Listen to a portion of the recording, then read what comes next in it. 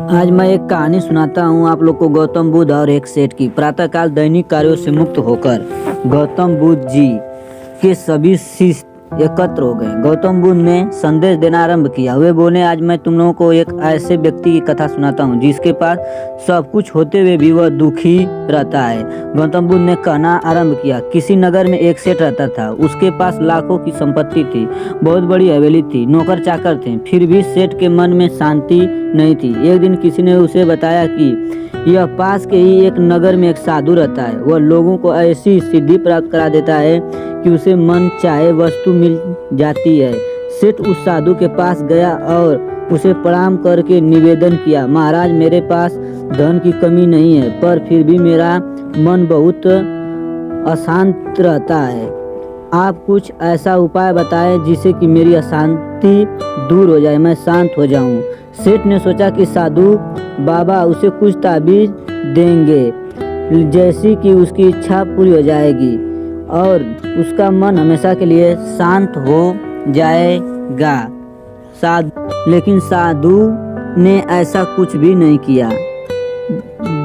अगले दिन उसके सेठ को धूप में बैठाए रखा और स्वयं साधु महात्मा अपने कुटिया के अंदर छाया में जाकर चैन से बैठ गए और सेठ का बुरा हाल हो गया। उसको बहुत गुस्सा आया, पर वो अपने आप को किसी तरह शांत रखा। दूसरे दिन साधु ने कहा, आज और तुम्हें दिन भर खाना नहीं मिलेगा। भूख के मारे दिन भर सेठ के पेट में चूहे कूदते रहे।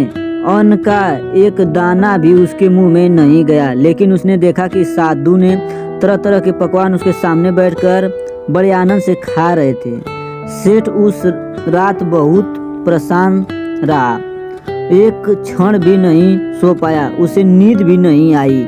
वह रात भर सोचता रहा। साधु तो बड़ा स्वार्थी निकला और तीसरे दिन सवेरा होते ही उसने अपना बिस्तर बांधा और चलने को तैयार हो गया। तभी साधु बाबा ने उसके सामने आकर खड़े हो गए और बोले, सेठ, क्या हुआ? सेठ ने कहा, यहाँ बड़ी आशा लेकर आपके पास आया था, लेकिन मुझे कुछ भी नहीं मिला, बल्कि मैं ऐसी मुसीबत उठानी पड़ी जो मैं अपने जीवन में कभी नहीं उठाया था, इसलिए मैं जा रहा हूँ। साधु बाबा हंसकर बोले, मैं तुम्हें इतना कुछ दिया पर तूने नहीं लिया।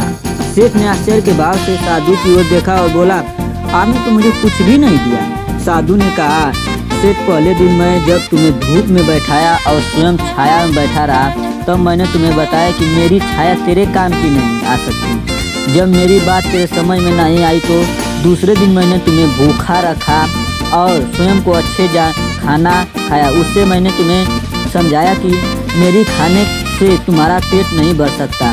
सेठ, याद रख, मेरी साधना से तुम्हें सिद्धि नहीं मिलेगी। मेरा पूजा करने से, मेरी बात मानने से सिद्धि नहीं मिलेगी।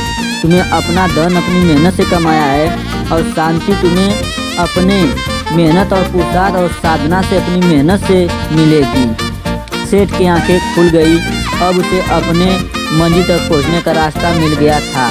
साधु का आभार व्यक्त करते हुए अपने घर लौट आया और साधु बाबा कहा, ठीक है महात्मा, हमें कुछ बनाए। अब हमें जिस प्रकार से मेहनत करके हमने धन कमाया, उसी प्रकार से हमको स्वयं अपने मन को शांति दिलाना पड़े।